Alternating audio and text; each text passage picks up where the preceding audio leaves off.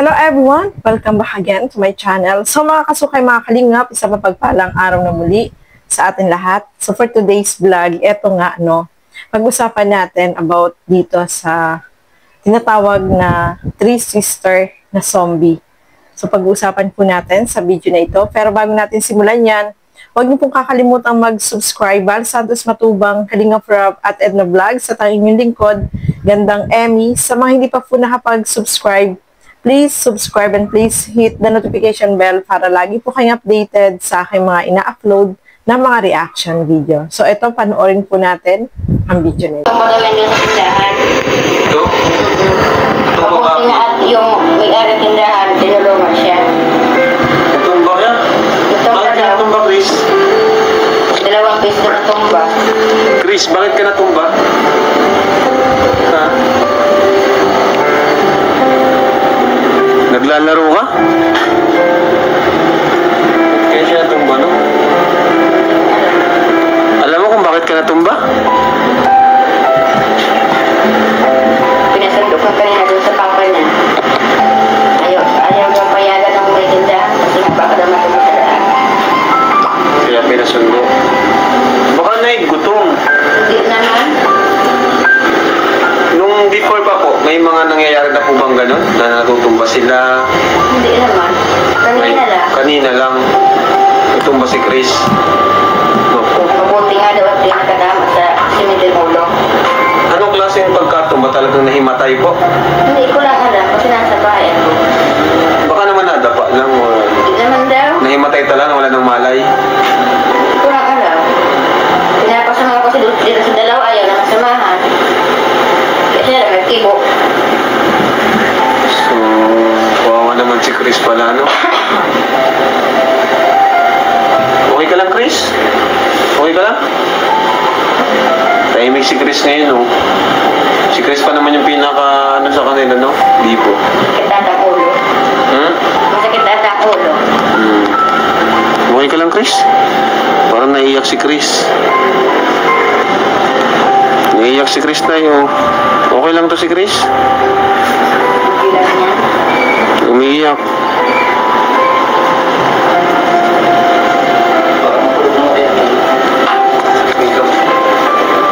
Ayan mga kasukay, mga kalingap, may mga ganun palang pangyayari dito sa kay Chris, no? Kawawa naman po, no, mga kalingap, bakit siya nahilo? Baka naman, may menstruation siya, kaya siya nahilo, no, mga kalingap. So, buti na lang, sabi nga ni nanay, muntik na daw tumama doon sa semento, buti na lang, hindi siya doon bumagsak at nakita doon sa tindahan. So, hindi pinayagan nung may tindahan na umuwi doon si Chris. Kasi, mamaya, matumba nga naman sa daan uli, no? So, delikado po yun, no, mga kalingap. Buti na lang mabait yung tindahan na binilhan nito si Chris, mga kalingap. Kahit si Kalingap Rob ay nag-worry din po dito kay Chris. Kasi si Chris, kita nyo naman po naiyak siya. Siguro talagang, siya, masama yung... din po yun, no, mga kalingap, na ganun. Kasi mamaya bigla siyang matumba.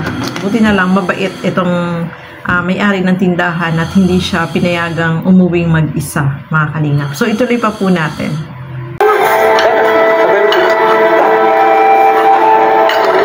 Sige na, kain na tayo. Sige na. Sige na, kaya na tayo, guys. Kain na ako, galing. Ay na parang kayo na tapos Ito ko lang. matay. Huli na.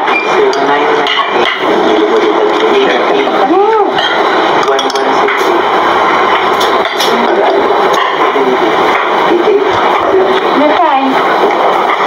Ano na? Sige na, kaya na kayo. Sige na. Lumali na. Lumali na. So,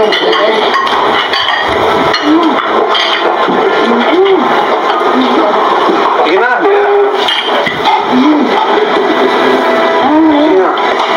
Tapos na silang lahat to. Kayo na lang. Di tayo makalis dito hanggat di yun na Di tayo alis.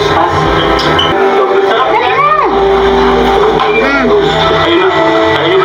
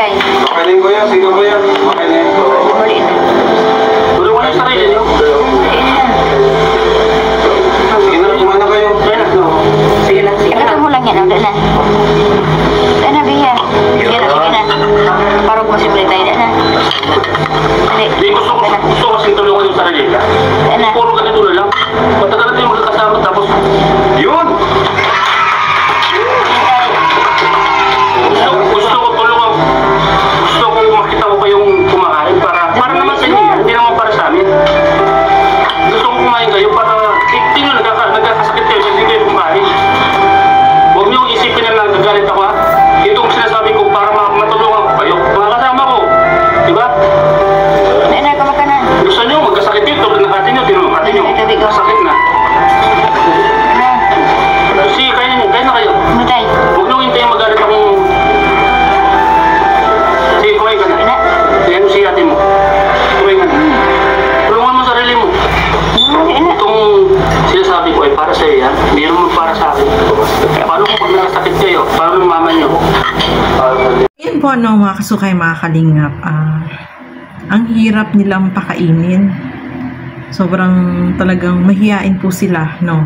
Kahit na sinusubuan na ni Kalingap Rob, hindi pa rin talaga, sumusunod. So, ang hirap, no? Buti na lang si Kalingap Rob, mahaba yung pasensya ng mga kalingap.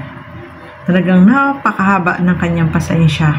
Nababasa ko sa mga comment section, nainis daw sila kasi bakit ganun. Ang hirap nilang yung kausapin, hindi nagsasalita. So sana maintindihan din po natin yung sitwasyon nila, no? Siguro dahil meron talaga silang pinagdaanan, kaya ganun yung kanilang nakikita natin sa kanila na kinikilos sila, no, mga kalingap. Mahirap yun, no? Kasi talagang kailangan mahaba yung pasensya mo. Kita nyo nagalit na dyan si Starrock, tumaas na yung boses niya. So para din naman po ito sa kanila, kasi kung hindi mo, kung aamu-amuin mo, hindi naman nakikinig, edi i-reverse natin. Siguro naisip ni Starrock, ganito ang gagawin niya para mapakain. Kasi pag lumalabas sila, hindi po talaga kumakain itong dalawa. Si Chris, okay, kasi talagang na siya, yung improvement niya ay napakalaki. Pero itong dalawa, si Bea at si... Ano pangalan ng isa? Si Bea at si... Nakalimutan ko. Basta yun po. Nakalimutan ko yung pangalan ng isa. So, itong dalawa na to, kailangan talaga is pagsabihan, pangaralan, no? Para matuto sila. Yun yung ginawa ni Starrock na medyo tumaas yung boses niya, pero nakatulong naman yung pagtaas ng boses ni Starrock kasi ayan, nakita natin kumain, natakot, no? So kailangan sa amo-amo, kasi inaamu-amo ni Kalingap Rob, hindi talaga nakikinig eh. Kailangan pala yung matigas yung pananalita mo para makinig, no, mga kalingap. So sana, sabi nga ni Starrock is gusto lang niya na tulungan din nila yung sarili nila, no? Kasi kung magtitiis sila ng gutom, kagaya niyan, lalabas. Mamaya, magkasakit nga sila, magka-ulcer, o mahimatay, di ba? Kasi kapag gutom ka, wala laman yung sikmura mo, talagang mahihimatay ka or mahihilo ka kasi walang laman yung sikmura mo. So, okay, para sa akin, hindi naman masama yung ginawa ni Starrock kasi nakatulong pa nga yun kasi nakita natin na sumunod, no, kumain. So, sana sa susunod, kapag nagkita-kita ulit sila is kusa na silang sumunod na kumain. Kasi para din naman sa kanila yun, hindi naman para kung kanino, di ba, mga kalingap. So, sana mayroong mag-advise. Marami kasi ako nababasa, may mag-advise, may kumausap. So, talagang siguro dun sa lugar nila, kasi yung lugar nila wala silang ibang kapitbahay, malayo sa kapitbahay, sila lang yung nag-uusap-usap, tapos ganoon pare-parehas yung kanilang ugali na hindi nagsasalita, kaya siguro nasasanay na talaga sila na ganoon yung kinakalakihan nila ng mga kalingap. So maganda dito, sabi nga ni Kalingap Rob, is gusto niya na ipa-enroll itong tatlo para makapasok, no, mga kalingap, para kasi pag nasa eskwelahan sila, baka mali natin matuto sila yung makisalamuha, no? Kasi sila lang yung magkakasama, kaya ganun yung nangyayari. So mas maganda may ibang mga klase na kasama sila. At syempre, nasasanay din na makihalubilo sa ibang mga kabataan, no? Nakagaya din nila, mga kalingap. So hopefully itong magkakapatid na ito ay, no, magkaroon ng yung dalawa, magkaroon ng improvement, no? Kasi si Chris, okay na eh, na pag sinabihan mo, marunong na siya, natututo na siya. Etong dalawa lang po talaga ang mahirap na, parang feeling ko matigas yung ulo nitong dalawa na to, no? Parang matigas yung ulo. So, kailangan tiyaga talaga, no, mga kalinga, pagtiyagaan para sumunod sila. So, ayan, aabangan pa natin yung mga ibang kapanapanabik na mangyayari dito sa kanila. At isa pa, bubisitahin din sila ni Kuya Bal, no? Abangan natin kung makausap kaya ni Kuya Bal, takbuhan, or ano kaya ang gagawin nila. So, abangan po natin yan, mga kalingap. So, hanggang dito na lamang po muna. Maraming salamat po sa inyong walang sawang panonood at pagsuporta dito sa aking mga ginagawang reaction video. So, hanggang dito na lamang po muna. Keep safe, everyone. Thank you for watching. Mabuhay po tayong lahat. Bye-bye!